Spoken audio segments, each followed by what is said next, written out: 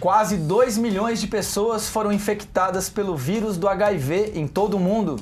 Bairro Parque dos Sinos enfrenta problemas com entrega de correspondências.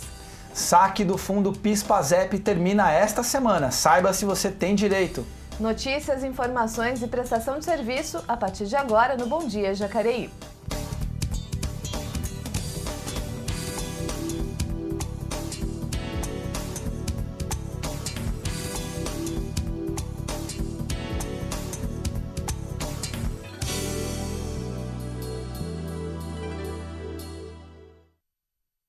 Terça-feira, 25 de setembro, hoje é Dia Nacional do Trânsito e você que lembre-se então que o trânsito seguro depende também dos motoristas e dos pedestres. Todos nós fazemos um trânsito melhor em nossa cidade. Faça a sua parte. E agora, para abrir o nosso jornal, vamos ao giro de notícias com os destaques da mídia impressa nacional e também a nossa mídia regional. Temos aí a abertura com o Diário de Jacareí, bairro Chácaras Guararema, em Jacareí, vai receber obras de infraestrutura. Uma reunião entre os moradores do bairro e o prefeito Isaías Santana ilustra a matéria de capa do Diário. Vamos à próxima matéria. Jornal Vale, estação de tratamento central deve ser duplicada em Jacareí. Expectativa é de que com essa obra, que deve ter início em janeiro de 2019, Jacareí passe a tratar 100% do esgoto produzido. Aí uma boa notícia para a cidade. Mais uma notícia, Folha de São Paulo. Segurança é prioridade, mas ninguém sabe como pagar. Presidenciáveis reagem a índices de violência sem detalhar investimento na área. Vamos acompanhando. Próximo destaque, Estado de São Paulo. Bolsonaro estaciona em 28%, Haddad atinge 22%, Ciro tem 11%, Alckmin 8%, Marina 5%. Rejeição ao candidato do PSL passou de 42% para 46%. Se não me engano, pesquisa Ibope, divulgada ontem sobre a corrida eleitoral. Bom, e para conversar com a gente aqui sobre esses e outros temas, e sobretudo sobre a ordem do dia de amanhã. Amanhã temos sessão ordinária aqui na Câmara, vamos falar sobre os projetos que estão incluídos, serão debatidos no plenário. Está o jornalista Márcio Martinelli. Bom dia, Márcio. Bom dia, Elton. Bom dia, Leilani. Bom dia a todos que assistem a TV Câmara Jacareí. Isso aí.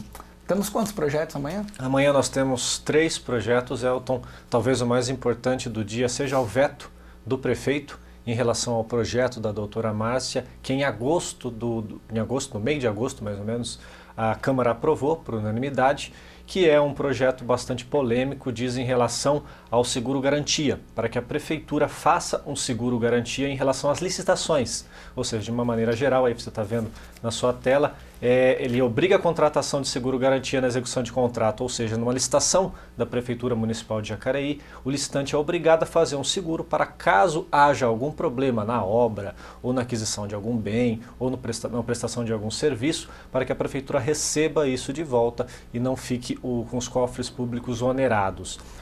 A intenção é bastante boa, bastante louvável, até porque a gente sabe que a licitação, a Lei 8666, é uma das mais importantes e ao mesmo tempo uma das mais problemáticas também do país em relação à corrupção.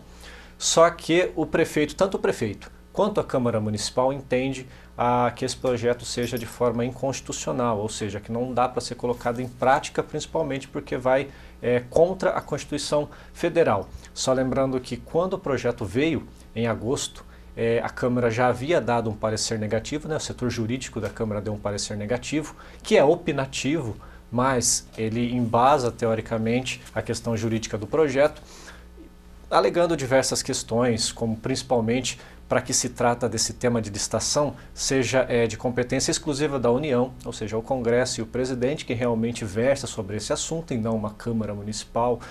Fala também sobre relação à competitividade, porque se você obriga uma empresa licitante a fazer um seguro garantia, você acaba dando prioridade para grandes empresas com aquisições, com poder de aquisição, com poder financeiro maior do que outras. Então você também fere a questão da competitividade econômica, isso prejudica, isso também vai contra a Constituição Federal. Alega também na questão da lei orgânica, mesmo se tudo isso valesse, a lei orgânica do município é bastante clara, diz que é o prefeito Isaías que deve gerir a respeito de concessões públicas, entre essas questões. Ou seja, tem diversos pontos, apesar da iniciativa ser bastante válida, tem muitos pontos em que o projeto acaba sendo um pouco defasado. Mesmo assim, os vereadores aprovaram na época, né? Já como eu disse, o mérito realmente, quem avalia aqui são os vereadores. Esse projeto chegou na prefeitura e o prefeito Isaías, juntamente com sua equipe, entendeu que também é inconstitucional, como o parecer da Câmara já havia dado. E basicamente trouxe esse projeto de volta vetado com os mesmos argumentos de que a Câmara já havia apontado, né? Então vai ficar para amanhã nós decidirmos, os vereadores decidirem, né, se vão manter o veto ou se vão rejeitá-lo. Se os vereadores manterem o veto, o projeto acaba ali. E se eles rejeitarem, provavelmente isso acaba virando uma ADIM, né, que daí fica para o judiciário, o judiciário entender se isso pode ser colocado em prática ou não. Então, aguardando amanhã, Elton, um projeto bastante polêmico. Lembrando que esse projeto, a origem dele é da Câmara Municipal de São Paulo, a origem dele é do MBL, né, o Movimento Brasil Livre.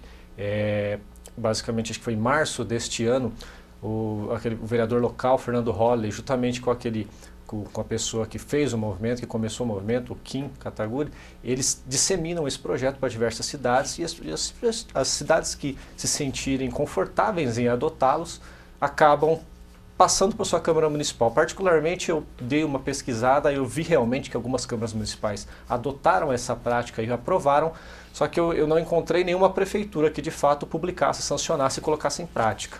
Então é realmente um pouco questionável em relação a isso, apesar, reitero, que é um assunto bastante importante, sempre falando de licitação.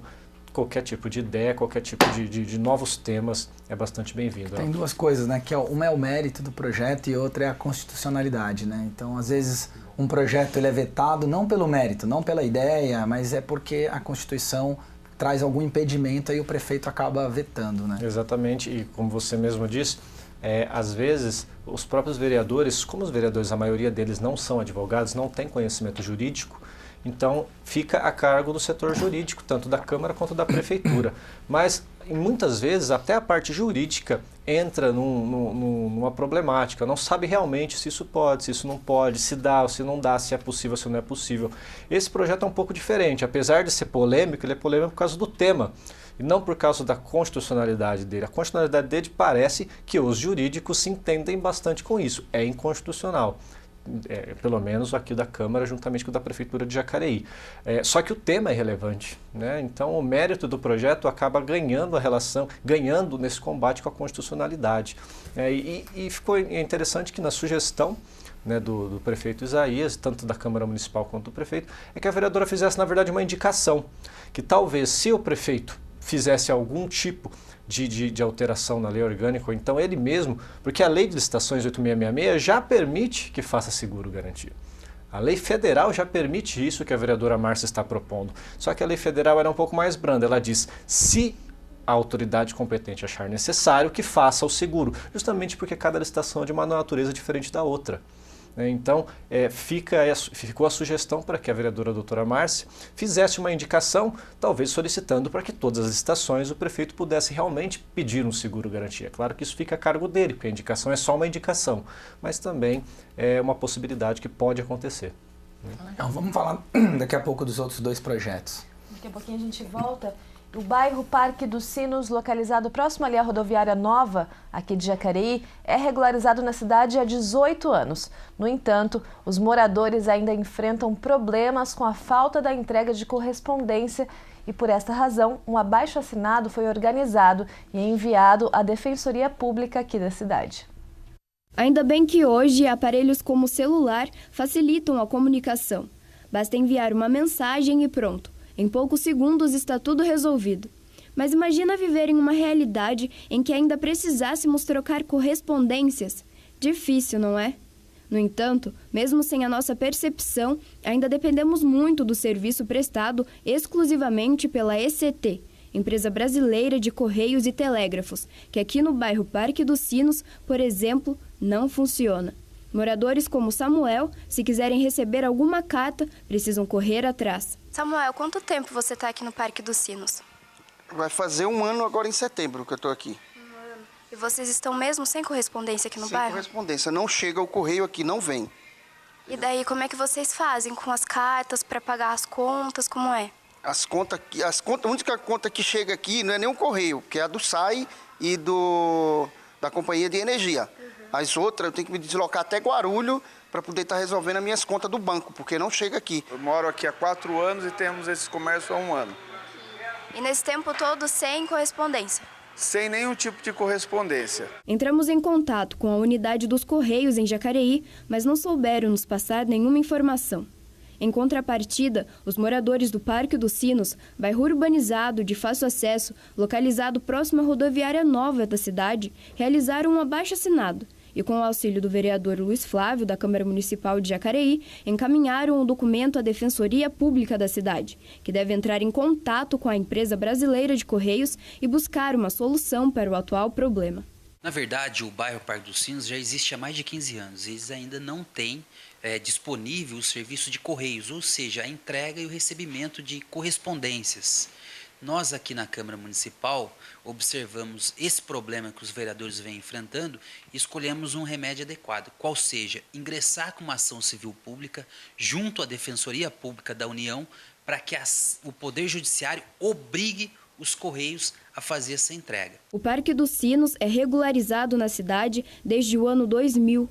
Ou seja, 18 anos já se passaram, mas os moradores ainda precisam buscar suas correspondências em antigas residências ou então na unidade dos Correios. Muita gente até quer mudar do bairro por causa disso. Complicada essa situação? É bem complicado. Para nós que moramos aqui no Parque dos Sinos, aqui, é um pouco vergonhoso para o Correio, né? Porque é um bairro grande desse, tudo asfaltado.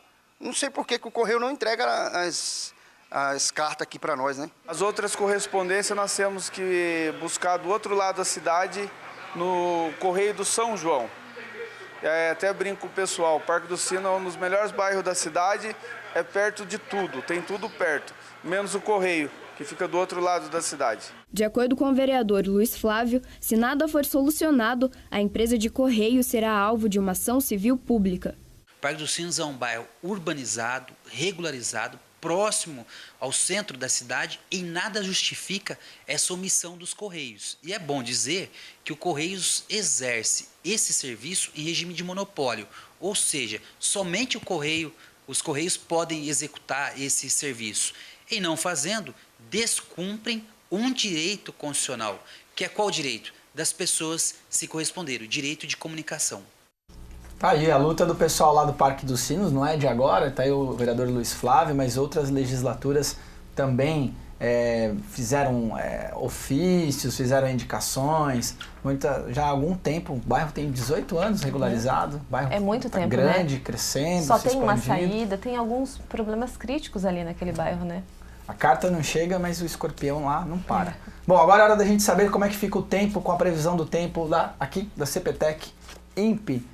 Nesta terça-feira, hoje temos uma manhã de sol, um dia com temperaturas mais altas, a instabilidade dá lugar a um tempo mais estável, de muito calor.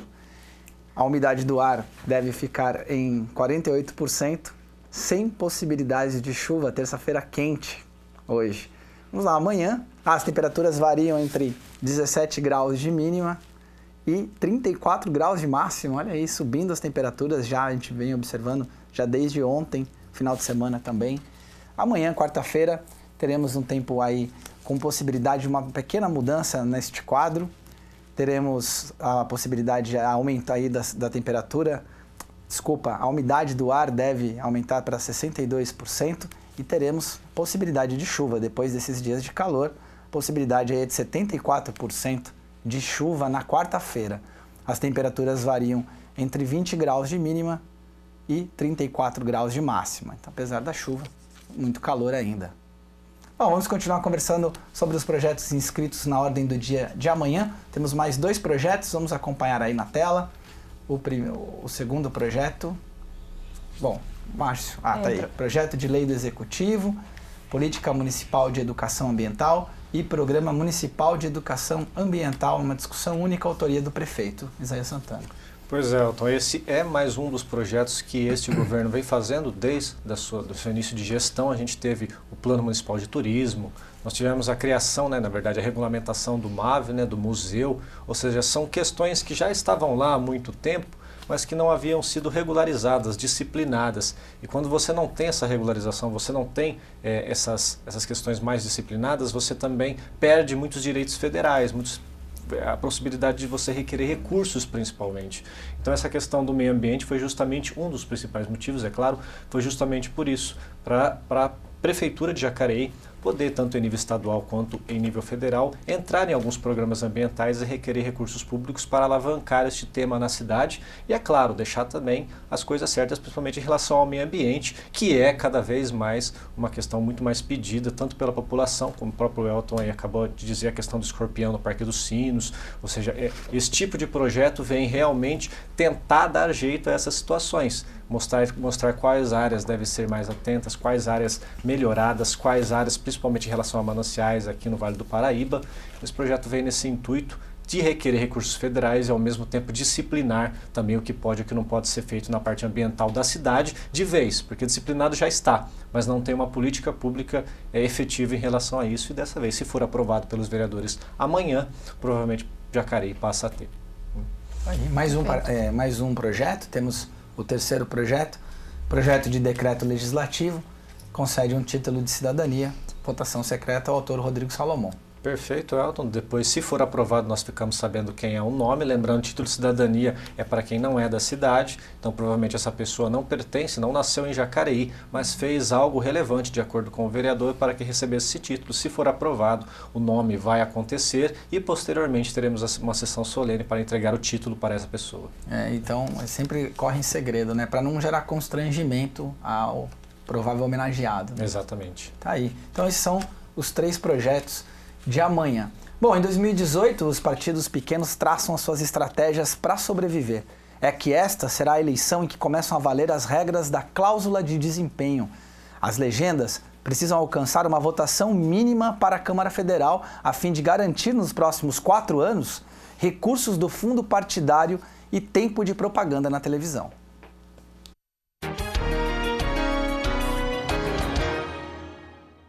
O resultado das urnas este ano vai revelar mais do que o nome dos nossos futuros representantes. Pela primeira vez, as eleições vão definir também quais partidos continuarão recebendo recursos públicos e tempo de propaganda na televisão e no rádio. Nos próximos 4 anos, terão acesso ao fundo partidário e horário gratuito no rádio e na TV aqueles partidos que alcançarem nas eleições deste ano na Câmara Federal 1,5% dos votos válidos, distribuídos em pelo menos 9 estados, com um mínimo de 1% dos votos em cada um deles, ou que elegerem pelo menos 9 deputados federais distribuídos em 9 estados. A cláusula de desempenho vai aumentando ao longo das próximas eleições. A partir de 2030, a regra fica permanente. Só quem conseguir pelo menos 3% dos votos válidos ou 15 deputados federais em 9 estados diferentes continuará tendo acesso a recursos públicos. Se esses critérios já estivessem em vigor nas eleições passadas, 14 partidos teriam ficado de fora da distribuição dos recursos. 35 legendas disputam as eleições deste ano. Por que nós vamos distribuir dinheiro público, dinheiro do contribuinte, para essas 35 agremiações? Essa é uma crítica.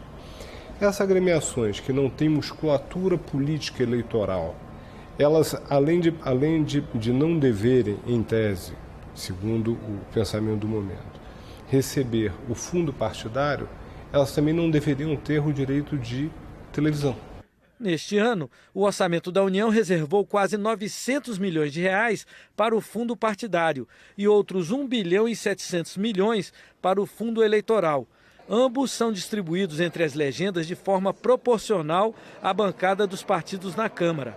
Os pequenos partidos montaram suas estratégias para sobreviver à cláusula de desempenho. A bancada federal do PSOL é considerada a melhor bancada da Câmara, pelos jornalistas, pelos internautas, como pelo DIAP. Então, somando, é uma vidraça, Ela é um espelho do partido e ela tem ajudado muito ao crescimento político do partido. O trabalho foi muito melhor estruturado em todas as unidades da federação E temos ainda o efeito Jair Bolsonaro, que tem atraído muitos pré-candidatos a deputado federal no Brasil inteiro e que certamente o próprio voto de legenda vai ajudar e ajudar em muito a gente romper essa cláusula de barreira que tem assustado aí muitos partidos. Nós superaremos a cláusula de barreira. Temos fortalecido candidaturas para a Câmara Federal com o objetivo de superá-la com folga, mostrando a força que tem o nosso partido, o PCdoB. O objetivo das novas regras é melhorar a governabilidade e acabar com as legendas de aluguel, mas nem todos concordam. Que essa ideia de que a cláusula de barreira é para acabar com os pequenos partidos de aluguel, só que ela não acaba com os grandes partidos de aluguel e os pequenos de aluguel se associam com os grandes de aluguel, como nós estamos vendo em todas as coligações nacionais. Então a vítima maior disso são partidos programáticos e ideológicos.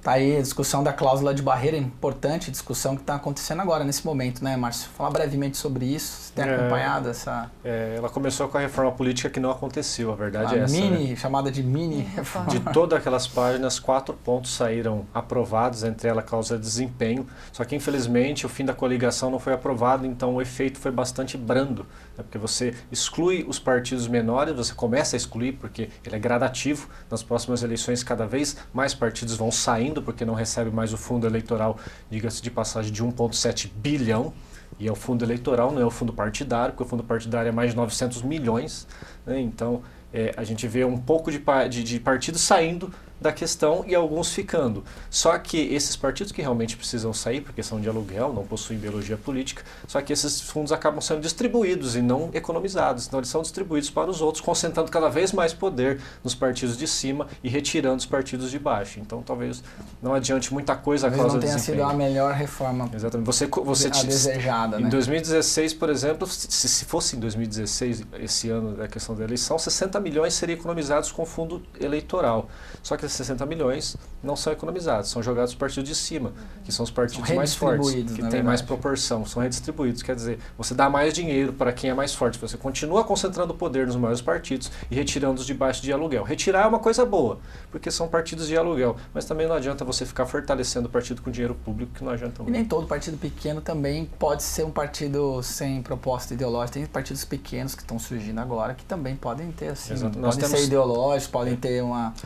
acabam sendo prejudicados. O grande, justamente porque são poucos, né? A gente já teve exemplos, principalmente em 89 no Brasil, de presidentes serem eleitos com partidos pequenos e coligaram com os partidos maiores, ou seja, na verdade era só um trampolim.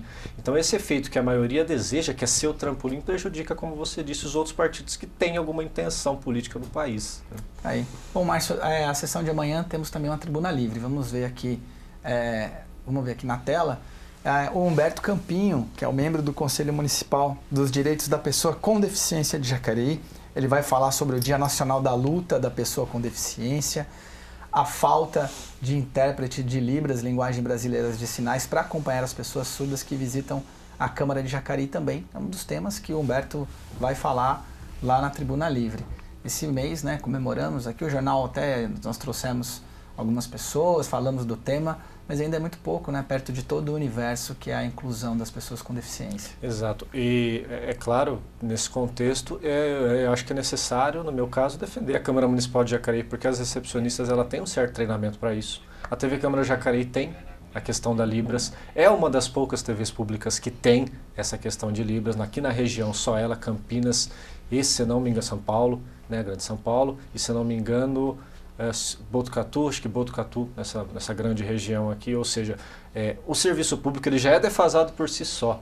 E se a gente for entrar nessas questões muito mais pontuais, mas é claro, muito importantes, fica mais defasado ainda que essa questão de Libras. É claro que é um tema que necessita, é muito bem-vindo o Humberto para falar a respeito desse assunto, mas eu acho que a Câmara de Jacareí está cada vez mais dando passos em relação a isso, principalmente, inclusive, na Câmara Jovem. Nós tivemos, né, uma pessoa, um menino na Câmara Jovem, e a todo tempo a presidente da Câmara, Lucimar Ponciano, pediu a solicitação à Prefeitura para que ela cedesse um profissional para estar sempre acompanhando essa pessoa. Ou seja, existe realmente uma intenção, existe pelo menos, né, uma atenção especial para esse tipo de situação. É pouco? Ainda é. Isso é. não só no serviço público como no privado. Mas estamos avançando. Né? A Câmara está promovendo um curso de Libras agora para os servidores, né? Tem um grupo de servidores também se capacitando em Libras nesse momento, né? Cursos semanais, não é curso de um dia, né? O curso semanal, ao longo até o fim do ano, exatamente, para os servidores estar justamente um pouco mais antenado em relação a isso. Então, como eu disse, eu acho que é uma coisa que precisa ser batida, com certeza. Mas, falando em serviço público, que já é uma questão muito delicada, a Câmara está avançando sim. Né? Falando aqui, ó, está acompanhando a gente, a Taninha Alisson, ela que é intérprete de Libras, trabalha aqui com a gente, fazendo a tradução durante a sessão ordinária. Obrigado pela sua audiência. A dona Silvia Rivas, dando bom dia. O Mauro Melo, eu nem lembro muito dele, eu acho. O famoso Mauro Melo, cuida da sua vida, Mauro Melo, está aqui assistindo a gente. Fred Cunha, Daniele Vilar, o Emerson Galati está nos assistindo, nosso colega Emerson Galati, atleta do futebol, contundido durante uma disputa violenta do futebol aqui dos funcionários da Câmara, da TV Câmara. Bom, é isso daí, Márcio. Obrigado. A gente tem, antes de fechar o bloco, vamos acompanhar um pouquinho dos trabalhos dos vereadores aqui na Câmara, no nosso quadro Momento Legislativo. A gente começa com a vereadora Márcia Santos, do PV, que quer medidas para aumentar a segurança e a proteção de ciclistas em vias das regiões leste e oeste de Jacareí.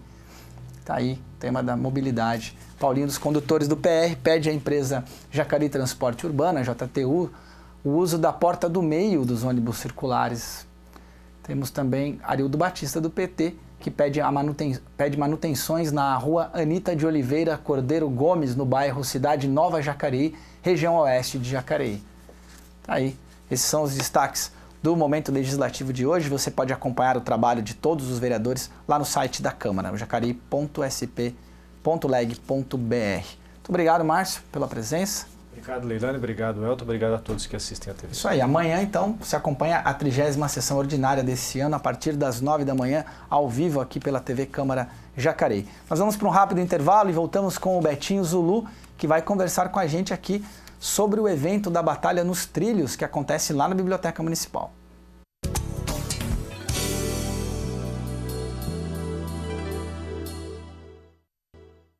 Estamos de volta com o Bom Dia Jacareí. Nesse segundo bloco, quem está aqui com a gente é o Betinho Zulu, um dos organizadores da Semana BDT, Batalha dos Trilhos, na Biblioteca Municipal. Bom dia, Betinho, seja bem-vindo mais uma vez aqui. Bom dia mais uma vez, né? Eu só tenho a agradecer a TV Câmara aí por sempre apoiar aí as nossas ações e atividades, né? Bom dia, telespectadores aí da TV Câmara, e é a semana inteira. Quer dizer, na verdade é um complemento, porque começa a semana com a Semana Nandi semana passada e a gente complementa com essa agora, festejando 110 anos da Biblioteca Macedo Soares, né? Quer dizer, de segunda a sexta vamos ter programação da batalha lá na biblioteca. Como é que é essa junção aí dos trilhos com os livros da biblioteca? Fala um pouquinho pra gente. Assim, a gente já começou ontem, né? A apresentação de um trabalho de TCC do Bruno Rosa.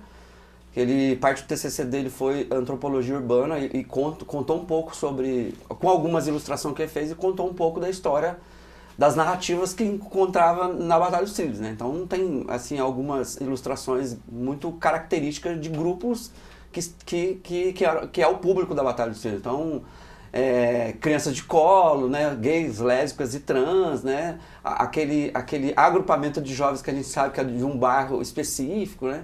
Então, as narrativas ele conseguiu fazer aí um trabalho e tirou 10 no seu TCC em função do trabalho, da observação dele na sexta-feira na Batalha dos Trilhos, né? E eu acho que essa junção com a biblioteca, eu acho que de nós para o Bruno, quando fez o convite, era um dos desafios era mostrar a quantidade de conhecimento que tem em 2 anos, pra você ter uma ideia, de Batalha dos Trilhos, né? Então a gente acumulou aí um conteúdo dinâmico, didático e performático, e musical e dançante, e quando a gente apresentou isso de uma maneira metodológica para o Bruno, ele viu que tinha a possibilidade dos festejos de 110 anos da Biblioteca Macedo Soares, a gente apresentar isso lá, né? Então a primeira semana foi do Coletivo Nandi, então teve três ou quatro temáticas muito fortes, né? Muita emoção, muitas pessoas fazendo uma reflexão, as que participaram, né? Sobre abuso sexual, sobre o estupro e a campanha desse, que é o Setembro Amarelo, sobre o suicídio, né? Não só da juventude, mas o que os dados mostram aí, que não é só a juventude hoje, né? Então, para nós está sendo muito importante de mostrar um pouco desse conhecimento que muitas das vezes as pessoas acham que não existe, aí uma responsabilidade enquanto o social, né? Junto com o social e o artístico. E a gente tem feito isso muito bem, tanto na formação como no conduzir isso, né? Não só para a juventude, como os adultos também. Então quem for lá participar da semana com vocês, a batalha só vai acontecer na sexta-feira. Então até quinta vocês vão ter outras atividades, que é o que você acabou de falar, que mostram o conteúdo, que mostram todo o conhecimento que vocês adquiriram fazendo esse projeto, né? Realizando esse projeto. Hoje a gente mostra as ferramentas que foram usadas, né? A gente fala um pouco da história da cultura hip hop, né? Do seu nascimento, do seu batizado. Aí a gente faz uma junção enquanto as ferramentas que foram usadas, né? Então a batalha de rap ou batalha de MCs é um confronto, né, de MCs, mas aí a gente teve a dança, que é o break, os MCs, os grafiteiros sempre presentes na Batalha dos Trilhos e outras manifestações de culturas urbanas, né? Então hoje eu conto um pouco dessa história, assim, né, com fotos, né, com algumas referências de pessoas, para você ter uma ideia, que viram também, assim, o protagonismo juvenil da cidade estava escondido até a gente ter um espaço para que ele se manifestasse. E a Batalha dos Trilhos deu conta disso, né? Amanhã, na quarta-feira, a gente tem o Encontro dos Elementos, a gente vai tentar juntar aí três gerações do hip hop e de culturas urbanas da cidade, né? Pessoas de 1980 com pessoas de 2008, a gente vai trazer os meninos do break, do Projeto Fênix, lá do Rio Comprido. Vai ver algumas crios de break, são grupos de break que existe aqui na cidade, e alguns convidados de outros lugares, né? Então a ideia é a ação amanhã, mas de uma maneira explicativa, né? Porque é uma coisa eu falando aqui para vocês agora, outra coisa é as pessoas ir lá e ver, né? O que esses meninos e meninas, para ter uma ideia, escolheram para eles através da arte e cultura, né? E trazendo também essa antiga geração, você estava falando, aquele pessoal que ficava girando de cabeça ali no Cine Rosário ali. Então, assim, a gente tem aí um estudo, a gente conseguiu buscar algumas histórias, porque eu precisava, nesse processo todo, a gente precisa eu tenho essa responsabilidade por ser um membro de uma organização internacional, de manter a cultura hip hop viva, de referenciar esses meninos na sua própria história. Então, se tem história em Jacareí, a gente foi buscar essa história. Então, a gente tem a juventude, para você ter uma ideia, negra, se organizando em 1980 num baile black chamado Barracão, que era na Escola de Samba Santa Helena. Aí a gente vai evoluindo, em 84 a gente tem os meninos dançando break no Rosário. E aí você tem Discoteca de Elvira, aí você tem uma série de coisas que nessa combinação cronológica, aí tem que organizar isso, e a gente vai apresentar isso em novembro, na Semana de Arte Urbana, na Semana da Consciência Negra. Então agora a gente vai falar muito mais do projeto Batalha dos Trilhos, mas em novembro a gente vai mostrar um pouco dessa cronologia do hip hop na cidade de Jacareí, né? E aí hoje tem o encontro, hoje, na quarta tem o encontro das gerações, assim, de quem tem 50, no meu caso 43, né? Conversando com meninos de 10, de 9, que são esses meninos aí que hoje se apropriam da cultura hip hop, né? Legal, daqui a pouquinho a gente volta a conversar então com o Betinho. A gente vai falar agora de um assunto bem sério. Só em 2017, mais de 36 milhões de pessoas viviam com HIV no mundo, segundo dados divulgados pela UNAIDS. Na reportagem a seguir, você vai conhecer um pouco mais sobre o vírus e também uma bela história de superação. Quem olha para a dona Mariana, de 66 anos, com expressão forte de quem muito já viveu nesta vida, não imagina metade de sua história. Mãe de 6 filhos, cardíaca, portadora do vírus HIV há 23 anos. Tinha uns 10 anos já que eu estava separada do meu marido. E por uma relaçãozinha assim, um namorico, estou eu aqui até hoje. Durante um ano eu estacionei, sabe? Contei para meus filhos ficaram todo mundo desesperado. E naquele tempo não tinha o tratamento que tem hoje. Então, você via uma pessoa com HIV, você fala, meu Deus, se eu estou com HIV, eu vou morrer daqui a um ano ou menos de um ano. Segundo dados da UNAIDS, o programa da Organização das Nações Unidas, que tem a função de reduzir o avanço do HIV em todo o mundo, somente no ano de 2017, houve cerca de 1.800.000 novas infecções pelo vírus. No entanto, o programa tem ainda uma meta ambiciosa, que até 2020, 90% das pessoas que vivem com HIV sejam testadas e, com isso, conheçam seu estado sorológico, saibam que estão com o vírus, que 90% das pessoas diagnosticadas com HIV estejam em terapia antirretroviral, ou seja, em tratamento, e que 90% das pessoas em tratamento alcancem carga viral indetectável, proporcionando melhor qualidade de vida à pessoa infectada e praticamente impedindo que o vírus seja transmitido ao parceiro. Há mais de 30 anos, o HIV surgiu como uma epidemia devastadora, que matava rapidamente. Era como estar em um túnel em meio à escuridão. Ao longo do tempo, essa história foi mudando. Surgiram tratamentos que fortalecem a imunidade dos portadores do vírus. Antes, profissionais do sexo, mulheres trans e homossexuais figuravam no chamado grupo de risco. Hoje, não é bem assim. O vírus tem ficado cada vez mais democrático.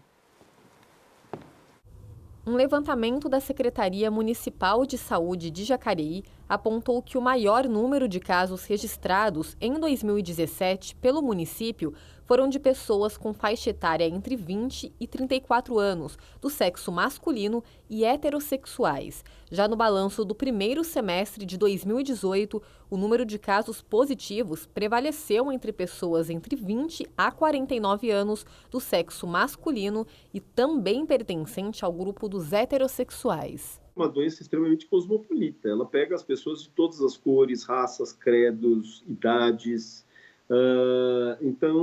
E mais, eu não sou promíscuo, eu só tive uma relação. Nessa única relação com alguém que era positivo, se eu não usei o preservativo, eu tenho a chance de me contaminar.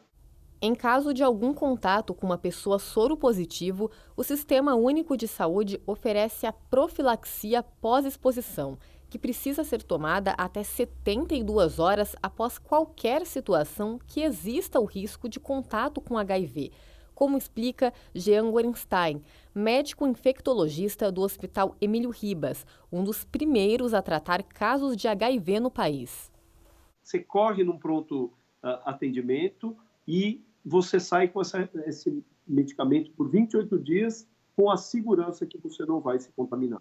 Aqui no município, o medicamento é oferecido na UPA Dr. Telmo de Almeida Cruz durante todo o dia e no ambulatório de infectologia de segunda a sexta-feira, das 7 da manhã às 4 horas da tarde.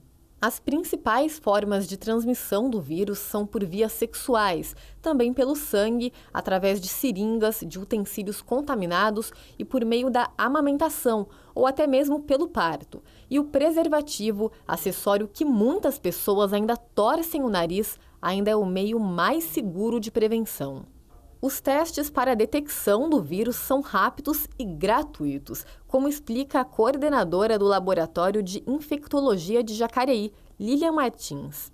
Nas UPAs, em todos os postos de saúde e lá na Casa do Abraço, ali no ambulatório de infectologia, é realizado de segunda a sexta-feira, das 7 às 4 da tarde.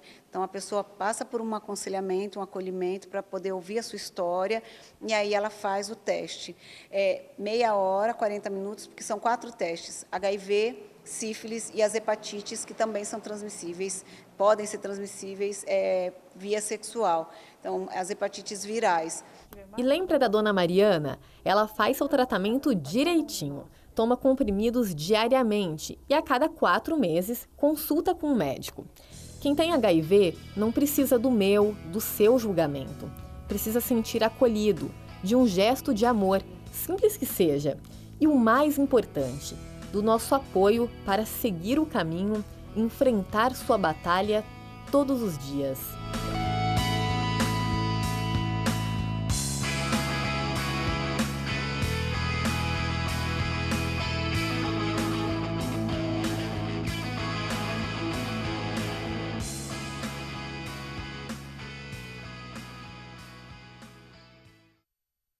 Aí, excelente matéria da Daniela, da nossa equipe. Betinho, esse tema do HIV, da AIDS, esse é um tema que vocês também debatem muito lá, imagino, no trabalho de vocês. Como é que vocês fazem essa abordagem hoje com as novas gerações? Nós que somos de uma geração que tinha uma relação diferente com esse assunto, hoje o tema ainda está presente, o HIV ainda está presente, a gente tem uma diminuição, mas também em relação ao que era nos anos 80, mas agora a gente percebe que alguns grupos da sociedade têm aumentado o contágio do vírus HIV.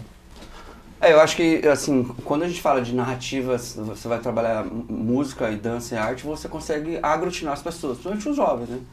E talvez essa é uma das maneiras que a gente sabe mais fazer, que é juntar eles para poder falar de temas específicos. Eu lembro do evento que a gente fez na Mar Lago, e eu não consegui, a gente ia levar um médico e eu não consegui que os jovens vissem lá às 10 horas da manhã. Porém, eles foram na atividade à tarde. Aí eu combinei com o médico para ir à tarde.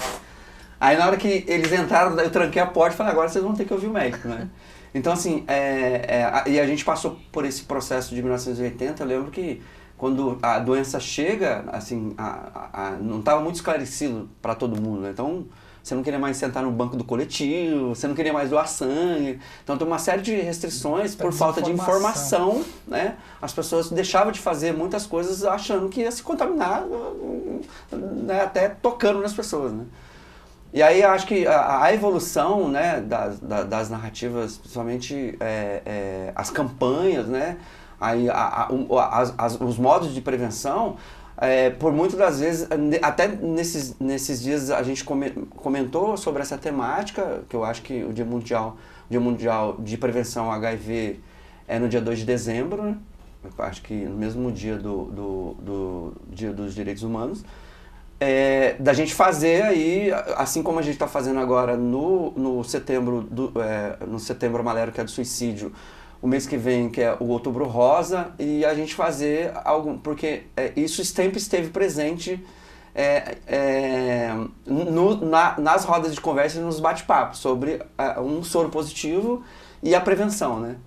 Então, assim, a gente tem aí se esforçado em usar a cultura e o trabalho que a gente desenvolve justamente para não ser em vão e a gente fazer de fato aí que a informação chegue de uma maneira criativa e que as pessoas levem aquilo para poder multiplicar isso em outros lugares, né? Bom, isso é muito interessante quando a gente fala, porque a gente cria um preconceito, né, em relação a quem é soro positivo. Hoje não tanto quanto na época que você está falando dos anos 80, mas hoje um exemplo claro foi essa questão da personagem que conta que existem tratamentos, que existem coisas para que a qualidade de vida seja mantida, né? Então é importante a gente ressaltar isso. E também as campanhas que são feitas gratuitamente na cidade para você fazer os testes se você tem o vírus ou não e aí poder se tratar. Bom, mas mudando de assunto, quem trabalhou com carteira assinada entre os anos de 1971 e 88 tem direito ao saque do fundo PIS/PASEP até o dia 28 de setembro, a próxima sexta-feira, mesmo aqueles que ainda não são aposentados. Confira mais detalhes na reportagem que nós vamos acompanhar agora. Por meio de uma alteração na Lei Complementar número 26 de 11 de setembro de 1975, desde o último dia 14 de agosto, os saques do fundo PIS/PASEP foram liberados para cotistas de todas as idades. Os saldos, referentes aos créditos depositados a partir de 1971 até o dia 4 de outubro de 1988, aos trabalhadores dos setores público e privado, estarão à disposição de todos os beneficiários até o dia 28 de setembro de 2018. Conversamos com a gerente-geral de uma agência da Caixa Econômica de Jacareí, que explicou os procedimentos e esclareceu algumas dúvidas quanto à solicitação de pagamento do fundo PIS. Todas as pessoas que encontram-se com o seu cadastro regular, a Caixa ela está proporcionando a liberação destas cotas de PIS, em função desta lei, automaticamente em crédito em conta daquelas pessoas que possuem conta na Caixa, seja caderneta de poupança, seja conta corrente e agora também contas em outras instituições financeiras. De acordo com os dados divulgados pelo Ministério do Planejamento, ao todo, serão cerca de 35 bilhões de reais liberados para saque, aos mais de 23 milhões de brasileiros que podem solicitar o repasse dos valores do fundo PIS/PASEP. Quem trabalhou na iniciativa privada receberá o pagamento pela Caixa Econômica Federal. E quem foi funcionário público entre os anos de 1971 a 1988 deve procurar uma agência do Banco do Brasil para realizar o saque. Sempre que vier às agências da Caixa, para buscar, quer seja informações, quer seja levantamento de produtos sociais, no caso PIS, deverá sempre trazer o RG, comprovante de identidade, a carteira de trabalho, e o cartão do cidadão ou o cartão do PIS. Esses documentos são fundamentais para que nós possamos dar a orientação e a verificação dos dados do cadastro e dos valores para as pessoas. Não são todos os casos que nós vamos precisar da cópia. As cópias são exigidas naqueles casos em que há necessidade de fazer uma correção, uma retificação, uma alteração cadastral. Com relação ao saque do Fundo PIS, os cotistas com situação cadastral atualizada junto à Caixa poderão realizar saques no valor de até R$ 1.500 nas casas lotéricas, mediante a apresentação do cartão cidadão e de documento de identidade com foto. É possível consultar o saldo do PIS no site cotasidade.caixa.gov.br. Já o Banco do Brasil disponibiliza o site bb.com.br/PASEP para verificação de cotas do PASEP. Este prazo, 28 de setembro, ele está considerando uma exceção aí para a tratativa de todas as idades.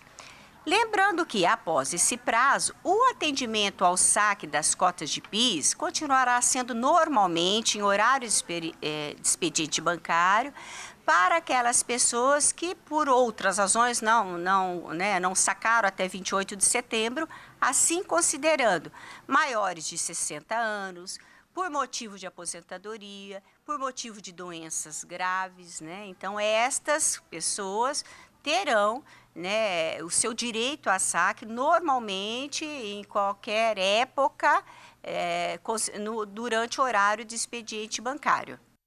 Olha só, então, reforçando aí, lembrando que esse pagamento ele está sendo realizado de forma automática para as pessoas que estão com a situação cadastral atualizada aí junto a esses bancos.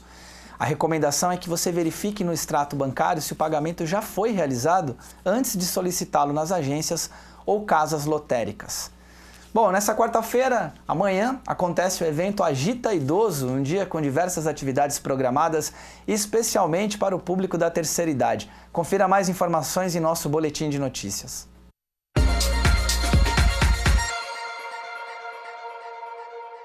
No dia 26 de setembro, acontecerá mais uma edição do Agita Idoso, um evento idealizado para a promoção da saúde e do bem-estar do público da melhor idade. A programação começará às 8 da manhã e os participantes poderão realizar diversas atividades, como caminhada, alongamento e meditação. Também vai ter palestras sobre plantas medicinais e aferição de pressão, e tudo isso de forma gratuita. O Agita Idoso será no Viveiro Municipal Seu Moura, que fica localizado na estrada Teófilo Teodoro Rezende, número 39, no bairro Campo Grande.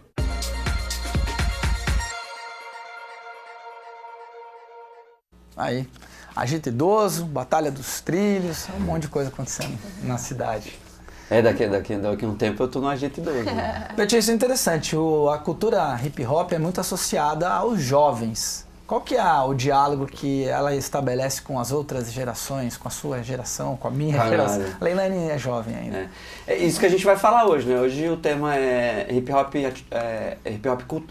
é cultura, então a gente vai falar sobre as especificações da cultura hip hop, do seu nascimento, do seu batizado, né? Teve um batizado, e um pouco sobre quando se espalhou pelo mundo, assim, hoje ela tem representação em 54 países, né? Os últimos países que a gente sabe que tem manifestações por conta de uma instituição internacional chamada Universal Zulu Nation, por isso que meu nome é Betinho Zulu, né? Porque eu faço parte dessa instituição, Paquistão e Irã, né? Que são extremamente proibidas, né? Então a gente tem aí uma ligação, a sede que é nos Estados Unidos tem ligação o quanto o hip hop faz pelo mundo, né? No mundo. E aí a gente fala sobre a ferramenta, né? Assim, e o hip hop dá conta hoje de uma cultura que ela consegue, talvez não, e com toda certeza, a única cultura que consegue fundir com outras. Consegue fundir com as manifestações de culturas populares, Congada, Folia de Reis, aí a gente tem aí alguns encontros de troca de culturas, justamente mostrando um pouco da dança, da música e arte do hip hop e fazendo uma troca com essas pessoas, né? Hoje, em movimentação financeira, a gente tem uma série, a gente tem o hip hop no São Paulo Fashion Week 2007 e 2018, onde uma grife chamada Laboratório de Ideias do Emicida lança, né, uma grife, e aí se a gente for ficar falando aqui, dá 2, 3 programas, né, de uma cobrança monetária com as grandes empresas que usavam a cultura hip hop para ganhar dinheiro, e nunca fez nada por ela, né? Então essa cobrança aí, e ela sempre se renova, assim. A cultura hip hop tem essa, assim, a gente sempre está, a criatividade está, assim, embutida na cultura hip hop, e a gente sempre dá conta de fazer um remember, que é na época dos passinhos dos bailes black, com o que é atual hoje, que são os movimentos do footwork, do hip hop freeze aí, que são os movimentos mais, alguns, para muita gente, difíceis, né? Então ela sempre se renova, assim, ela não tem, assim, por isso que ela é universal, né? E a gente tem essa função hoje, no meu caso aqui, eu precisava preencher uma lacuna pessoal, né? Então a gente já fez um programa aqui, uma trilogia da Batalha dos Trilhos, e eu contei sobre isso, né? De devolver para a cultura aquilo que ela fez comigo, né? E criar uma referência de cultura hip hop na nossa cidade. E aí o evento na biblioteca, ela dá conta disso, né? Da gente mostrar os talentos e o protagonismo juvenil de uma maneira criativa que existe na nossa cidade, que as pessoas não conheciam. E essa questão desse desconhecimento, tanto da Batalha dos Trilhos, eu queria também que você falasse sobre essa aproximação com esse outro espaço, que é o espaço da biblioteca, que a gente imagina a biblioteca é uma coisa estática, é uma visão... Até o Bruno veio aqui, ele falou, é uma visão errada da biblioteca. A biblioteca é viva, pensa lá nos livros, no silêncio. Como é que é também esses dois espaços, o trilho lá do centro, a biblioteca? Como é que você... Fala um pouco sobre isso. Essa relação que a gente começou foi tem um projeto em andamento, sendo desenvolvido pela biblioteca, né, chamado Conecta Biblioteca, que é transformar a biblioteca num espaço mais interativo, né? E aí os grupos coletivos, os grêmios estudantis e as juventudes, né, da cidade ocupar aquele espaço para que de fato ele seja um espaço que você não vai só lá buscar livro para ler e entregar daqui um mês, né?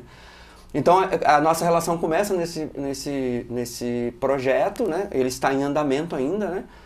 E aí, quando a gente apresenta um pouco do que a gente desenvolveu durante esses 2 anos, né, com uma historiografia, com dados e estatística, com pautas, né, e a gente mostra um resultado disso, o Bruno, não só o Bruno como o Luiz, mas a equipe inteira da biblioteca, eles ficaram impressionados com a quantidade de conhecimento e quantidade de interatividade que podia ser levado para a biblioteca, né?